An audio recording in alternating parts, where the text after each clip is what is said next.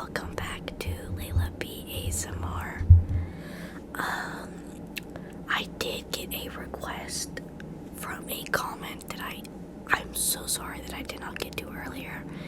I believe the comment was 3 weeks old. I'll put it on screen right now.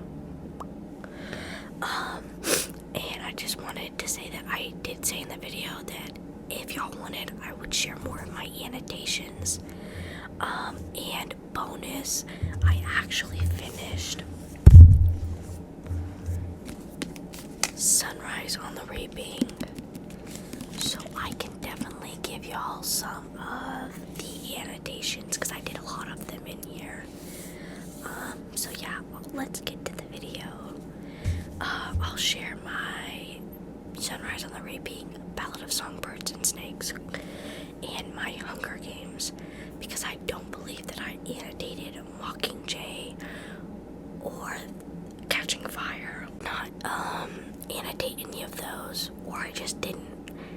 I thought that I annotated them and I really didn't. So let's get started. I don't know which one y'all would want to go with first, but I'm going to go with the chronological order. So the Ballad of Songbirds and Snakes. I absolutely, like I said, adore the freaking the design of the cover. And I especially like covers or actual books that have detail on them without hardcover. So I'm gonna get started right now. I think that I made a good amount of annotations in this book.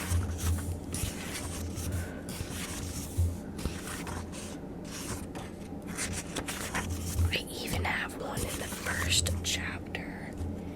The fourth page is when my annotations start. And it says, he thought of people putting a price on her with her long pointed nose and skinny body. Tigress was no great beauty, but she had sweetness, a vulnerability that invited abuse. And I said, put a price on you, skinny boy. Because I'm gonna try to assume what I was thinking. Because in the movies they introduced Tigress Mockingjay Part 2. Is it Mockingjay? Yeah, I think it's Mockingjay Part 2. And it's funny how in the movie he is more redeemable because you cannot hear. This book is literally his thoughts. I didn't really understand how they were going to translate his, what he thought in the book into his actions in the movie.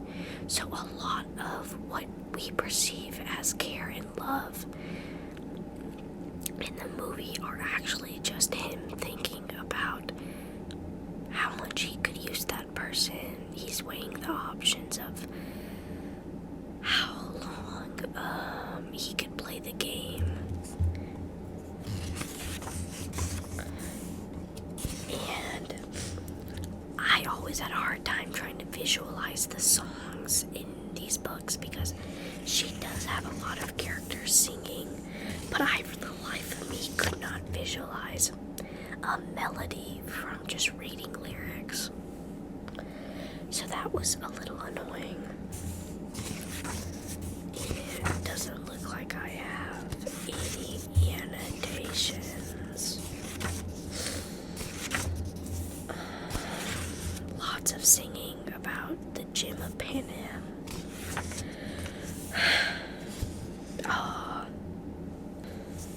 That's what confuses me is I make 3 annotations and then I skip 20 pages and I don't make any annotations.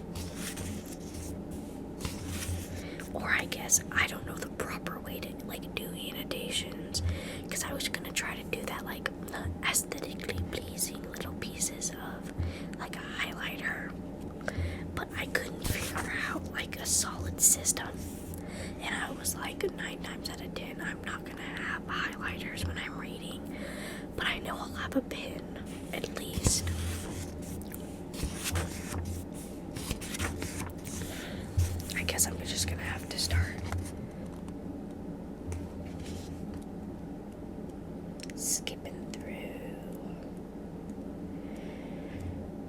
I honestly, in this book, I didn't particularly favor Lucy Gray, but she's like now, after reading Sunrise on the Reaping and just like rereading The Ballad of Songbirds and Snakes, I love her. She is my favorite Hunger Games character out of the whole series. And then I think it goes her, Haymitch, then Leonore Dove. I also like Maisley. Maisley's funny.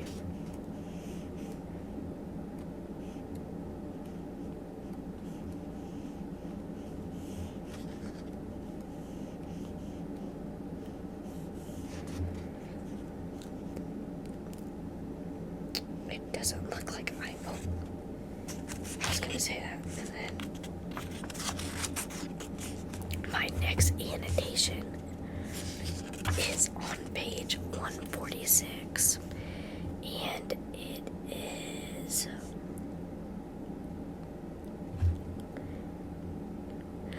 it's when I guess the tributes are in the zoo, and it says or maybe no, I think this is after the yep, it's after the rebels bombed the like arena, and instead of getting like actual doctors to treat the tributes that were harmed, they get veterinarians. So they say, but they've got a top-notch veterinarian over there. I expect she'll be fine by the time they've got the games up and running. But that's not your concern.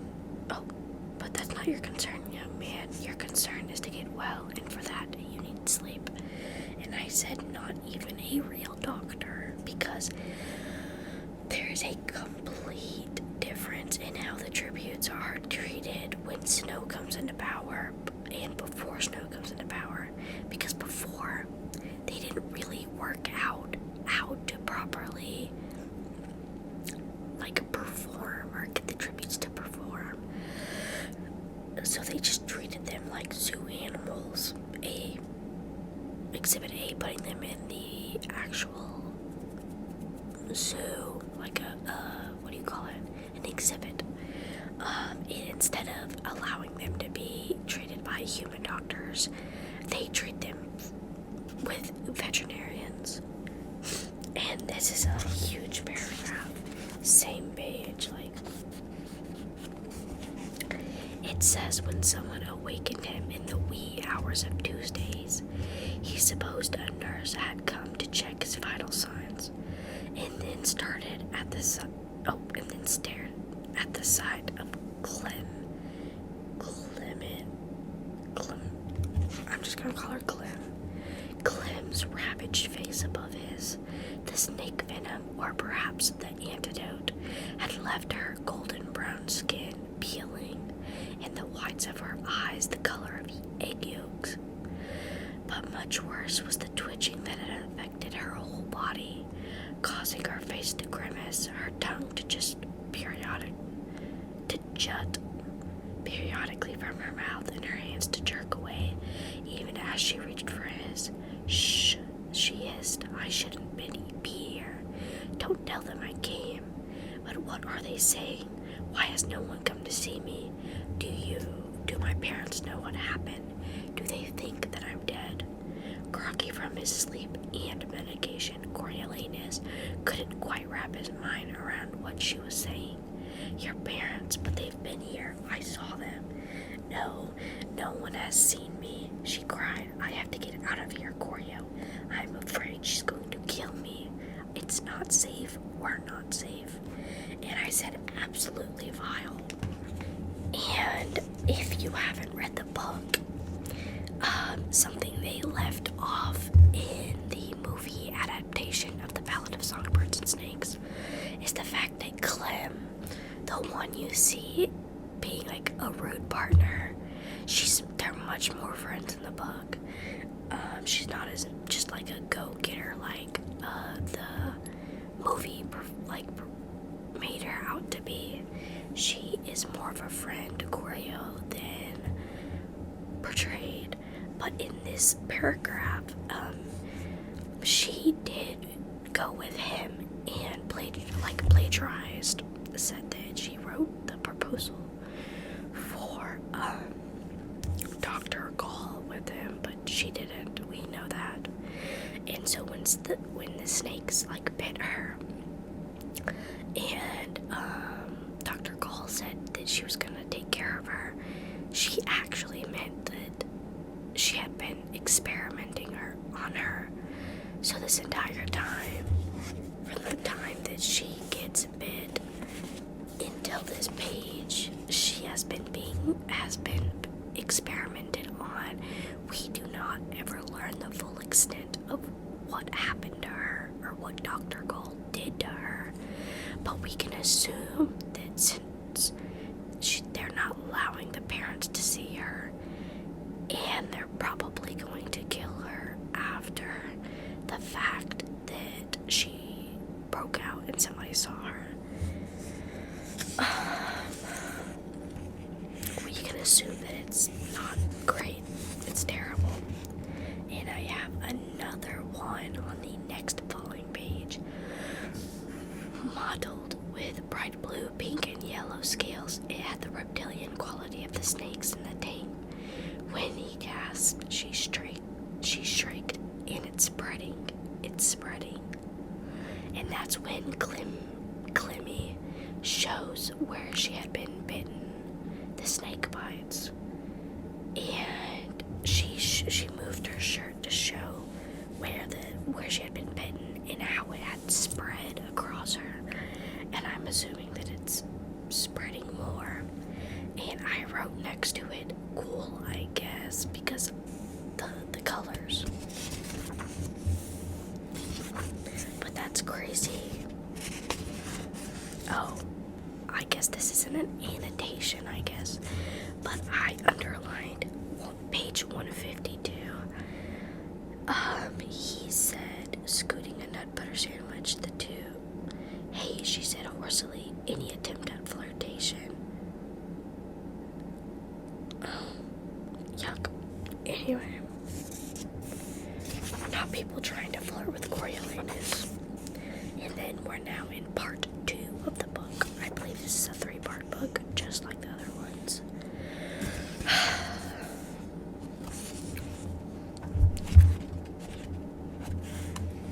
And I'm just skipping. Oh. Now, in the comments, I want you to tell me, I don't care if it's like an argument, I don't really care, I just want to know your opinion. Tell me, in your opinion, do you think that he loved Lucy Gray? And by love, I mean like he actually cared for her and would have stayed with her at the end of the book. I want to know your thoughts, because my thoughts are that he didn't love her. And my proof comes with this annotation, chapter 12. And at last, District 12 girls, she belongs to Coriolanus Snow. Things might have been quite different if you hadn't landed, your little rainbow girl. The truth is, we are all so busy killing each other that we forget how to have fun. She knows, though, your girl. And those are italicized, so they're quotes from previous parts of the book. But what I underlined was his girl, period. His, period. Here in the capital, it was a given that Lucy Gray belonged to him, as if she had no life before her name was called out at the reaping. So, in that little paragraph on page 172, it shows that he doesn't view her as her own person. He believes that she is his property, that she is his because she's district and not a capital citizen like he is. And this whole beginning of the chapter, chapter 12, he kind of says the same thing, but in different words. Like, if I just skim the page, someone she referred to as a lover, no less. And while he had no claim on her heart, he barely knew this girl. He didn't like the idea of anyone else having it either. So it was quite literally, if he couldn't own her in some capacity, then no one was going to be, she wasn't allowed to be with anybody. And I just think that that shows who he is as a person. Like, towards everything. If he can't own it, then nobody can have it. Page 180 says, the ability to control things. Yes, that was what he loved best of all. And I said totally not foreshadowing, because as we know throughout the series, especially with the Sunrise on the Reaping, is his ability to control the narrative and to turn it into something that suits whatever he needs.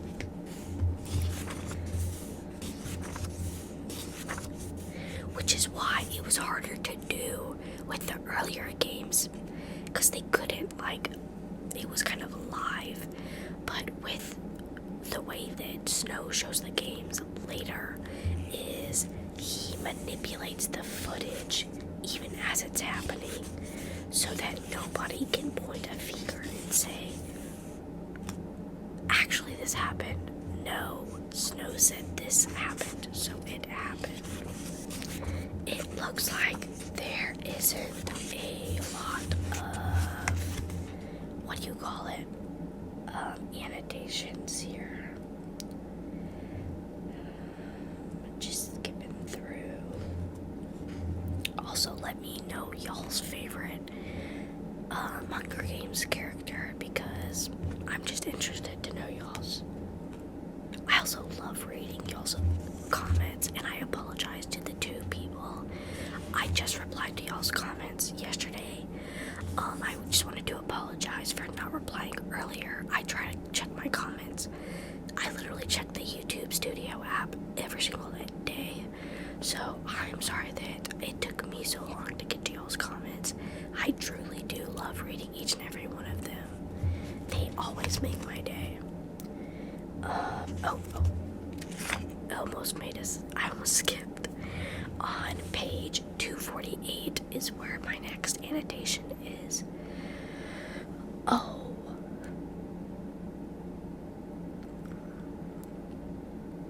I think this is when Sir Janus realizes that Coriolanus is not his friend.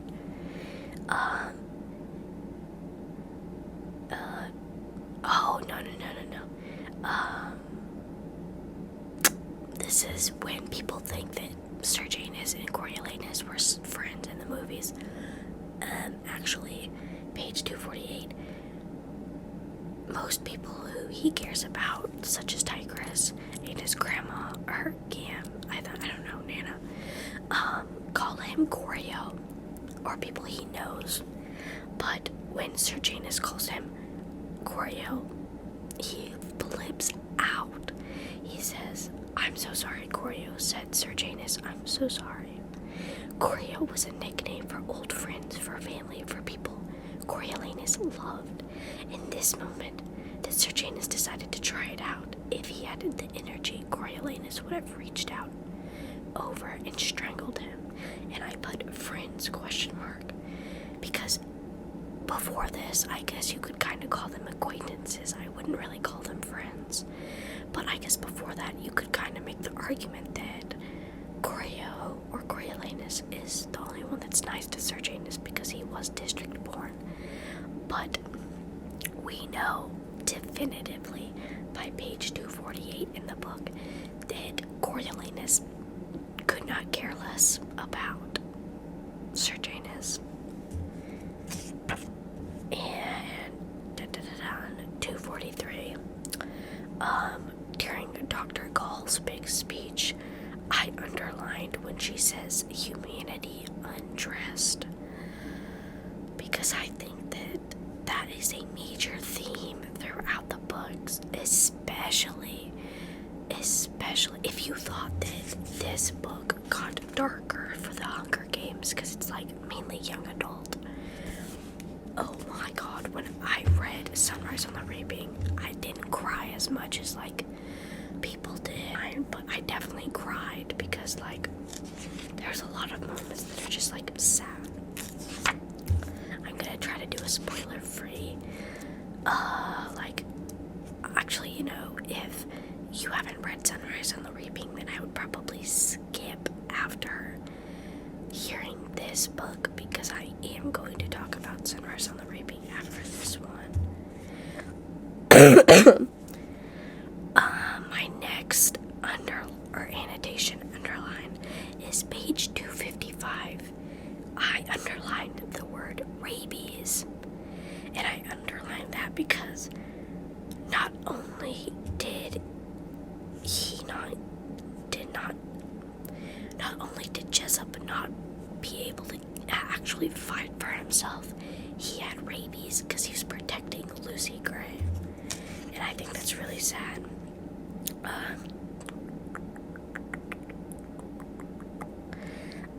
257.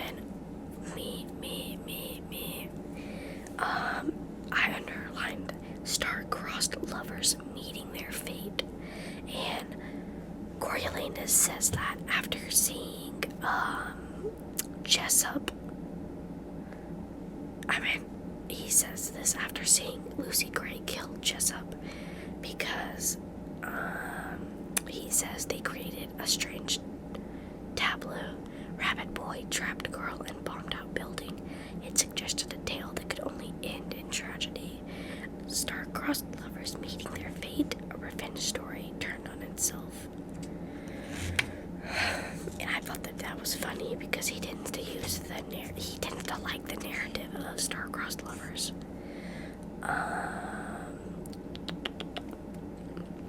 262. Oh, like a dog or something, Lepidus nodded. A really good one. And they were referring to Jessup. And I think that's sad that not even in death does he get the respect of being called a tribute or a person. They call him a dog. A really good dog, because he died protecting Lucy Gray. And after that, his mentor says, no, not like a dog, like a human being. And those two sentences are exactly how the Capitol uses propaganda and other tools in their assets to distinctly use language that dehumanizes the tributes so that people are still in complicity, because you don't get mad when you're watching a TV show and you know that it is fake, or you don't believe that it is real lives at stake. You believe it is entertainment. That is what Snow covets, is that distinct use of language, like a dog or something, a really good one. No, not like a dog, like a human being. And that is the difference between Capitol citizens and the district or rebels. And I underlined on 263, so the next page, our tech district tributes have us all wondering, what did they do with those drones? And I think I just put 3 question marks because I'm also curious what they did. Page 266. It's okay, Corio. Your shirts told me most of it. And I think that's when he has gone into the arena to get Sir Janus out. And I wrote Tigress as smart AF because she figures out what actually happened before Coriolanus told her the stupid lie. And that's probably why she ends up where she ends up. 278. Except old no-show Wolfie. I don't want to talk about Wolfie. She's sad.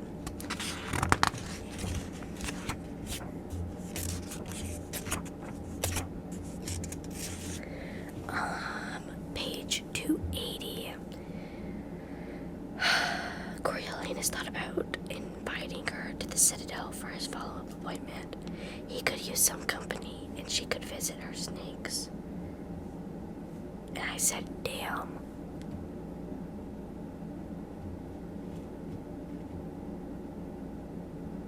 I don't know why I wrote that.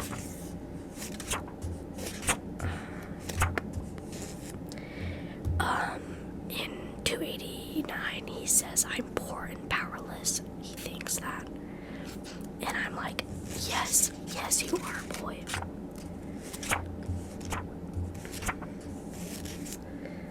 $296. Coriolanus hoped the lima beans hadn't been a bad omen. Because somebody says, hey, here lima beans still taste like the war to me. Because in the war, obviously, rations, and they didn't have as much extravagant food as they do now that it's over.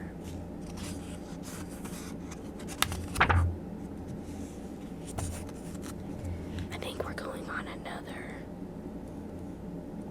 no annotations part.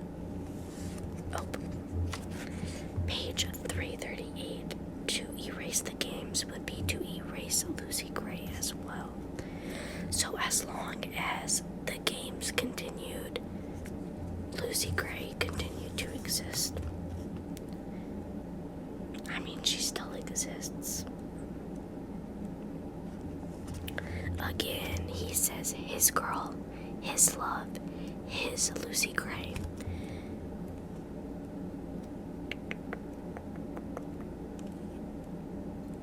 The only thing that is redeemable about Coriolanus is the actor who plays him. Literally nothing else.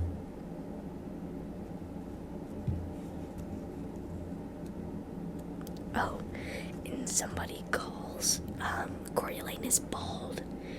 Maud Ivory calls him bald when he's going, and he asks her,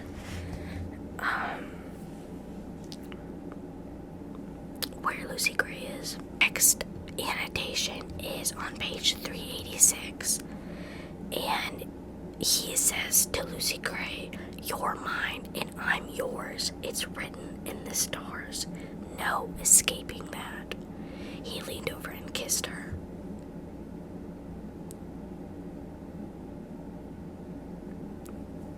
That's my exact reaction to that.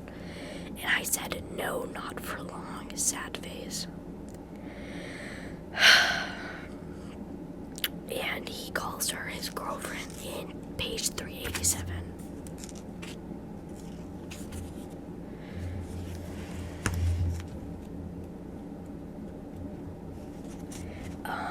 Page 409. If anything, he had welcomed a little less of it, but there was a bald-faced lie delivered as naturally as the truth, which meant that now anything he said was suspect. And I said, enemy to lovers, ? And that's when he's speaking to Sir Janus. Page 410, the beginning of chapter 226.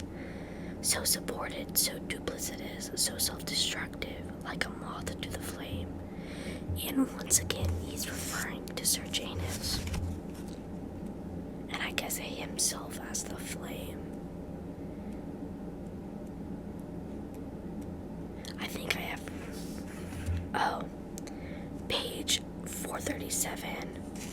Lucy Gray sings Katniss's lullaby to Maud Ivory. Deep in the meadow, under the willow, a bed of grass, a soft green pillow. Lay down your head and close your sleepy eyes, and when they open, the sun will rise. Here it is safe, here it is warm. Here the daisies guard you from every harm. Here your dreams are sweet, and tomorrow brings them true.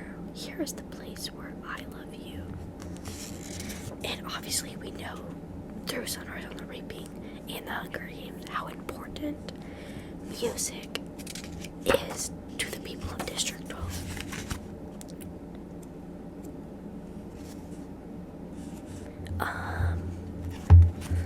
Another sad face. Page 449. But Sir Janus hurried on. I couldn't go without telling you. You're as good to me as any brother could be. I'll never forget what you did for me in the arena. And I said spoke too soon. Because we know what Coriolanus does to Sir Janus. I refused to read I guess I refused to annotate anything related to Sir Janus because it was just really sad to me. Page 491. You're all that matters to me now, and I put yeah right ... You too, you're my life now. Sitting here waiting for you to show up, I realize I'd never really been brave enough to do this without you because he's a wussy. 495. This was his life now, digging for worms and being at the mercy of the weather. Like an animal, he knew this would be easier if he wasn't such an exceptional person. And I put wow, because literally he refers to people who live other than like other than capital as animals. And she says, well, I'm not made of sugar. And I put no ... and that's on page 497. Because he's so frail, he was gonna murder her. Oh, 500. Sir Janus, she must have figured out that Sir Janus was third. And I said, stop jumping to conclusions, crazy. Because literally, he's not like Katniss in the fact that like his life, but in Hunger Games, literally everything Peeta does in the book, she's like, oh my god, he's trying to kill me. He's literally trying to kill me. He's trying to kill me right now. And to be fair, there's only one winner, so her thoughts weren't like unjustified. They weren't unjustified, but like everything, she was like, he's gonna get me. And this is page 504 is when he is tweaking and yelling, Lucy Gray, furious he turned this way and that, and finally blasted the woods in a full circle, going around and around until his bullets were spent. So he emptied his clip, just shooting in every direction. And yeah, oh, page 516, she could fly around District 12, all she liked, but she and her mockingjays would never harm him again. He hated, even so, they could never manipulate him in the way Lucy Gray had, never make him feel jealous or weak. Oh, and I said, oh, what a baby. And he, of course, ends the book with snowlands on top of a dumpster fire. Like, Jesus Christ. His whole freaking book is him legit being poor, and then being like, but I'm not as poor as the district. I'm eating cabbage soup, but they have it worse. Now, we reach my favorite book in the series. Well, actually, I mean, I like The Ballad of Songbirds and Snakes in this one as well. Don't judge me. When I read this, I read it everywhere. My sister also used my copy to read, but she didn't make any annotations.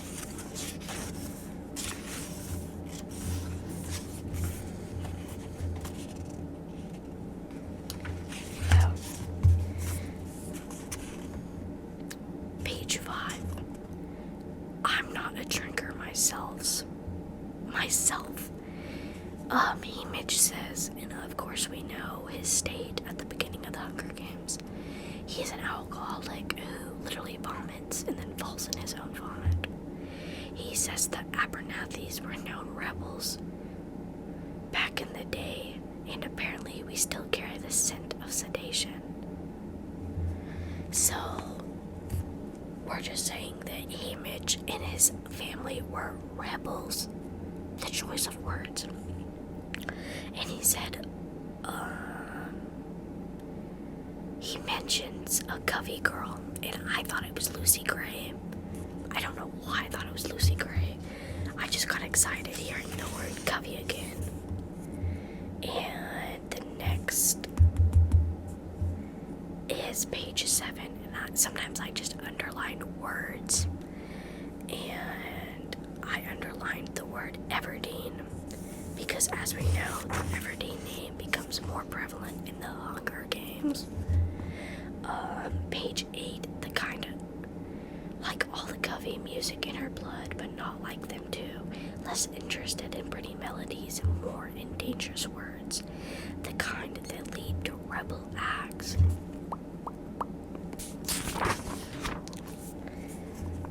I have so many annotations for this. So on page 10, I underline "sure as the sun will rise tomorrow," and I put title card because the sunrise on the reaping. I mean, it's literally just, it's pretty self-explanatory.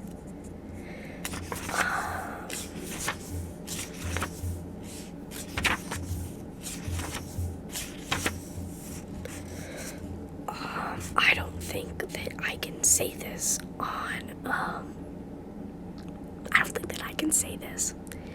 but when they mention Plutarch and Drusilla, I wrote this.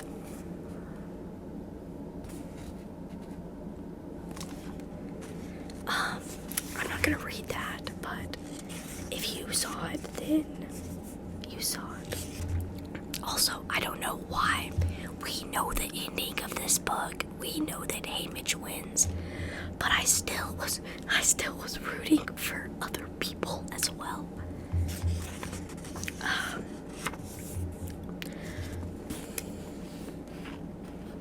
Pretty good chunk right here, page 35.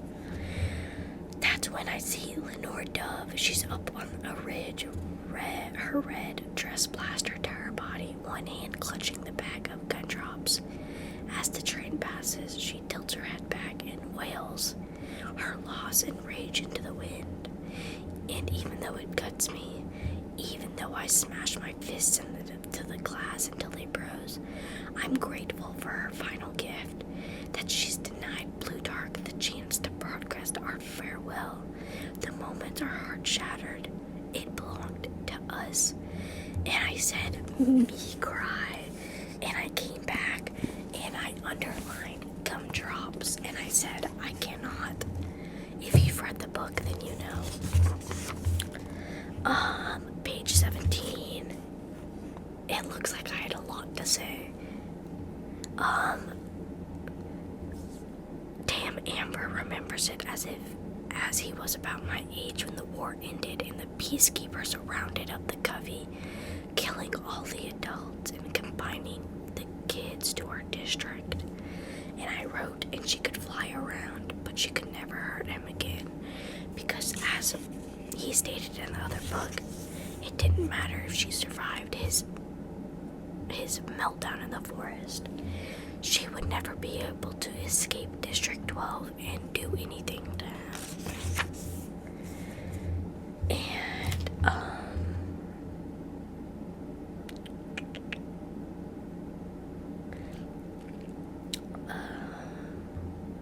page 40, somebody says she's forever young. She's forever frozen at 13. And I said forever young. Because you honestly, in the movies, they make the actors look a little older, and sometimes I'm like, oh, they're like 16, 17, maybe 18, like teenagers. But these are literal like 13-year-olds. And I'm just thinking about my sister. She's 17, but like I'm imagining her, and I guess like I'm like that thing.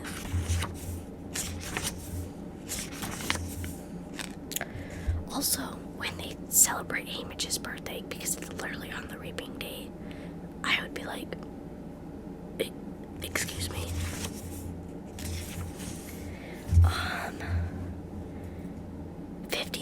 Page 53. Somebody, or Maisley says that it smells like cooked cabbage in where there's designed to sleep in the train. And one of the older peacekeepers says, in the old days, we used to put you in cattle cars. And I put Lucy Gray with a bunch of exclamation marks.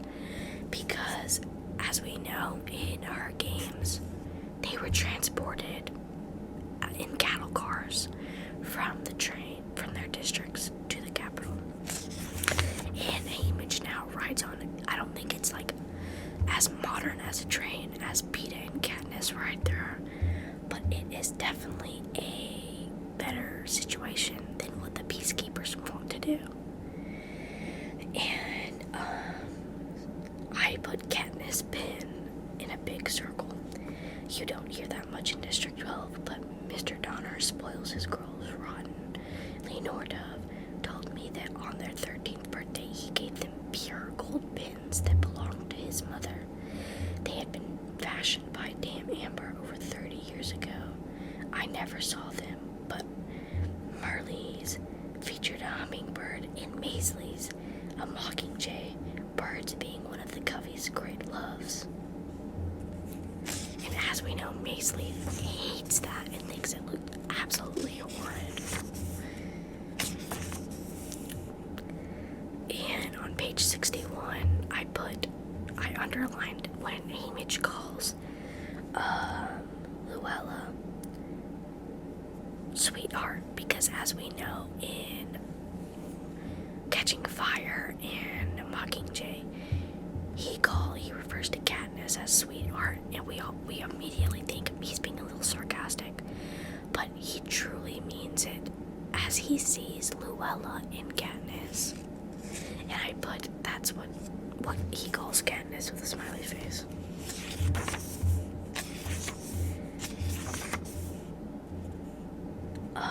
In page 66, they just have the word songbird, and I just drew a little heart to it because my love, Lucy Gray. Oh, and this is when I think no, I don't think this is when Haymitch talks to Coriolanus. But he says Covey girls are a mystery. It's half their charm. And then in that same paragraph, there's another mention of Covey. And I said, haunting the narrative, winner Lucy Gray.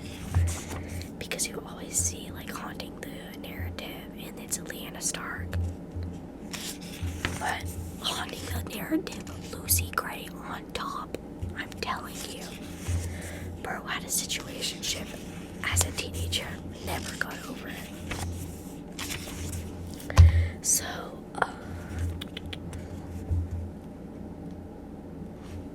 oh no. 87 is when the mentors are introduced to District 12, because there are no mentors from District 12, so they're assigned mentors from other districts. And a black-haired woman from District 3 who won last year's Hunger Games. Hello, I'm Wyris, one of your mentors. And I said, no way, throwback. And, in Mockingjay, like part 1 of Catching Fire, they call, Wyris, or like nuts and bolts. Well, they say most of the tributes went nuts, but not Wyris. And I said, with a question mark, because as we know, she does go a little crazy towards the end. Page 89, another throwback, my beloved. Max shows up, and he just simply states it's Mag Victor from District 4.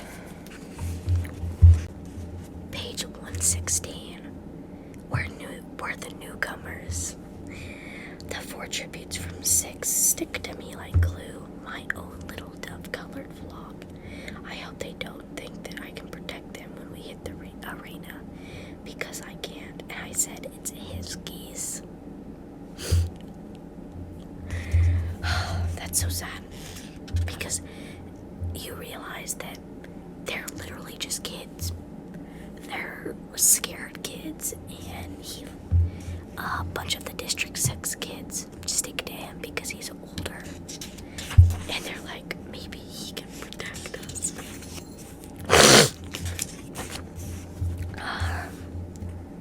And again, Plutarch offers him a glass of amber liquid, and he says, I don't drink.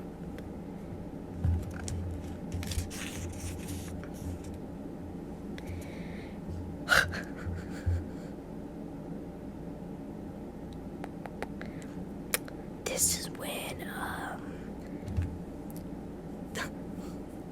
Plutarch and Hamish and Snow are speaking, and Hamish refers to President Snow as evil in the flesh. Never agreed more.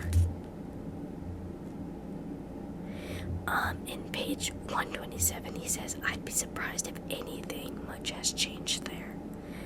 And that sentence literally infers that he's referring to his time back there when he was in a military service.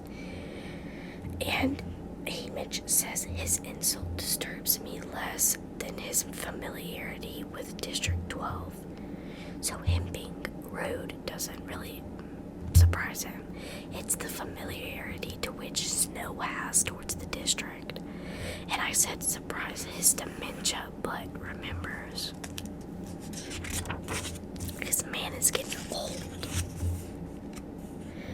And he says Snow lands on top again when speaking to Hamish. And I said get him now in all caps. Part 2 is called The Rascal.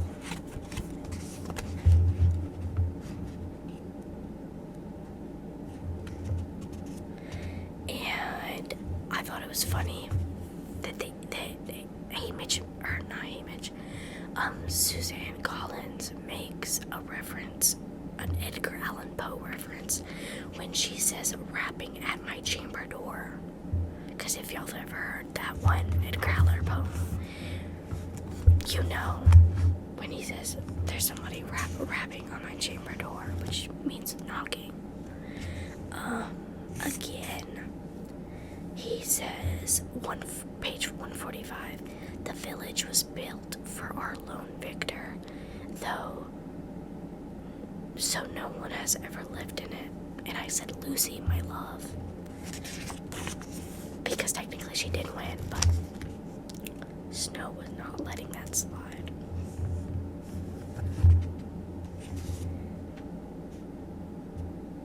And in page 157, he says, I'll convince them. And I wrote in quotations, convince him, because that's what Snow says to do, is to convince him that Peeta and Katniss are in love. And I also wrote, Lulu keeps sticking them in her mouth, confronting the trainer. And I said, she isn't all there. Oh, and I wrote, and me, I get 1. And I said, no way, they gave him a score of 1. Because even Lulu scored higher than him. And I know she was just standing there. Somebody says, or Maisley says, my bad. She wrinkles her nose. Oh, it's well made, but I don't care much for mockingjays. Something unnatural about a bird that's half mutt. And I wrote Peeta.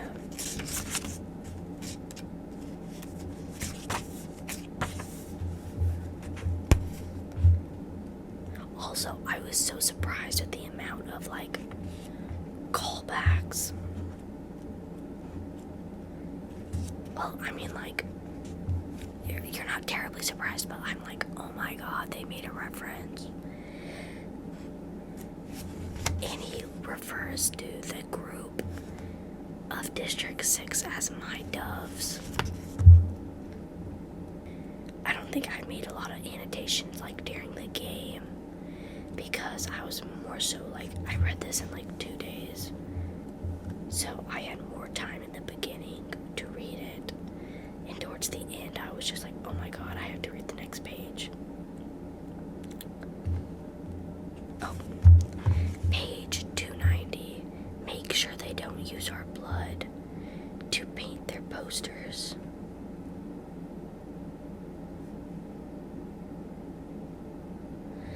Oh no.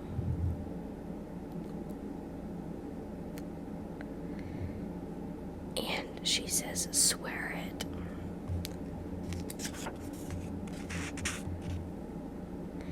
And it says the pieces spin around in a tornado, then cling to each other like long-lost lovers.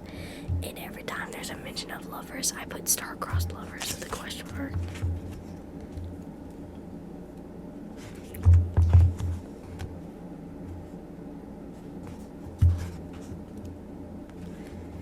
And I wrote,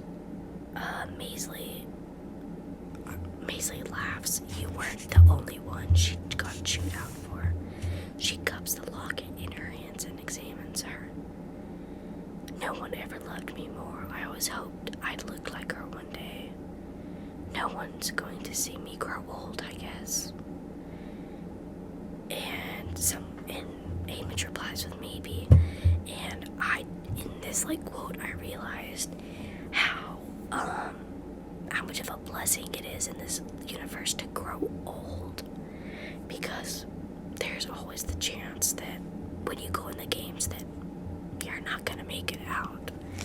And just that quote made me so sad because she's not asking to be rich or to be famous. All Maisley wants to do is to grow old and look like her.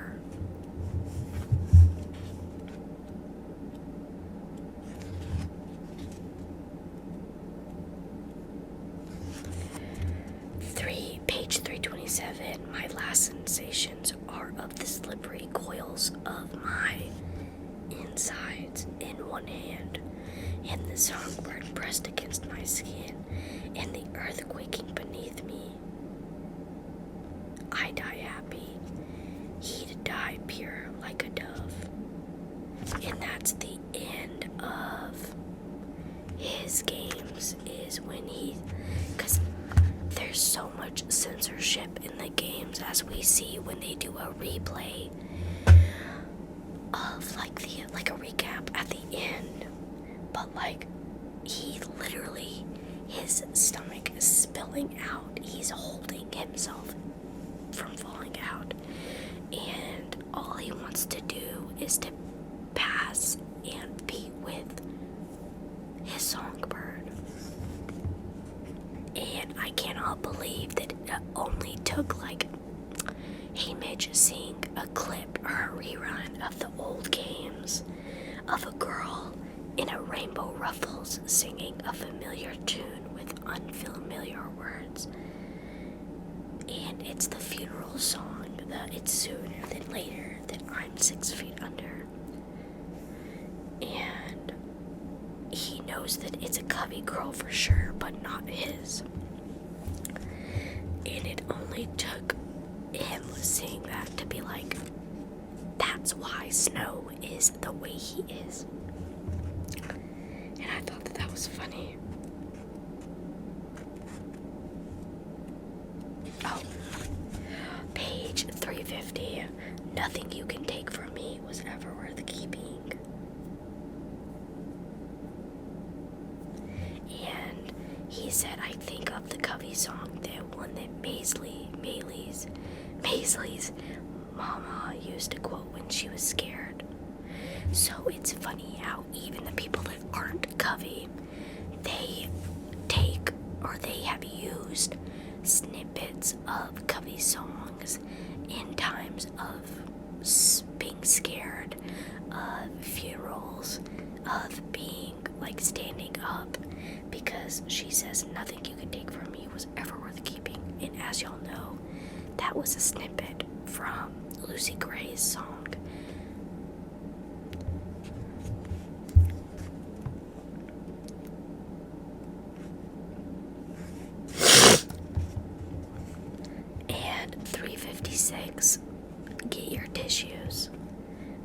and Sid clinging to each other for eternity. And I said they just wanted him to be safe. Him as an image.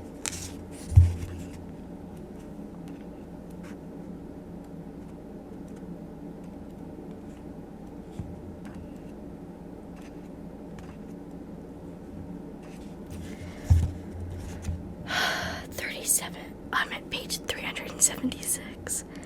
This attic is the only spot in the entire Justice building that isn't bugged. And Plutarch says that to Hamish. And if you know, when they're in District 11 and Katniss speaks about Rue, and somebody in front of the Justice building, he runs up to the attic, and at first you don't know if he knows that, everywhere there's cameras, why wouldn't it be reasonable to think that there's cameras in the attic? Then you realize that Plutarch was the one who told him that attic is the only spot in the entire Justice building that isn't bugged, and I said catching fire, move with hate, Katniss. And page 377. No, Hamish, we need someone exactly like you. Just luckier, I say. And I said, Katniss.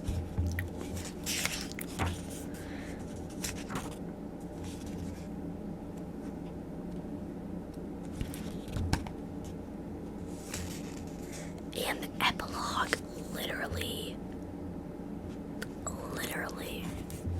ripped my heart out. And that is all the annotations that I'm doing today, because this video is already, you get me talking about Hunger Games, I will talk for literally an hour. It's crazy how much yapping can do to you. But yeah, comment below your favorite Hunger Games character and why they are your favorite. I love all of you. Thank y'all so much for 81 subscribers. Oh my god. That is crazy for me to say, because I never thought that I would get this many. But thank y'all so much. I'm really hoping to grow this channel more over the years. I am going to be posting twice a week next week. So I'm gonna post this video on Sunday like normal, and y'all are going to get another video next week during the week whenever I have time to film and edit it, and another video on Sunday as a very late Easter treat. But thank y'all so much for watching. Y'all have a great day.